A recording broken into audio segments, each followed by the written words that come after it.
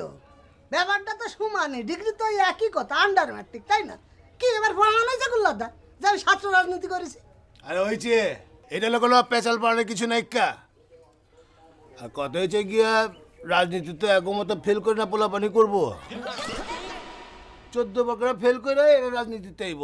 আর বালা পোলাপান যদি রাজনীতি করে তাহলে তো ওরা লেখাপড়া করা পারবো না, ওরা বারবার ফেল করবো।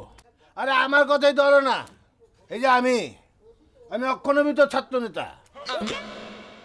বস কি বললেন এই যে আপনি এখনো ছাত্র নেতা? আমি মনে করছি যুব নেতা বস। আর না না, যুবক হইতে টাইম আছে, বহুত টাইম।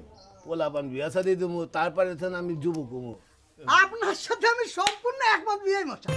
মানে একটা অভিজ্ঞতার দরকার আছে না? আরে এত তাড়াতাড়ি যদি আপনি যুবক হয়ে যান, মানে যুব নেতা হয়ে যান, তাহলে তো অভিজ্ঞ ছাত্র নেতার একটা ঘাটতি বেড়ে যাবে না?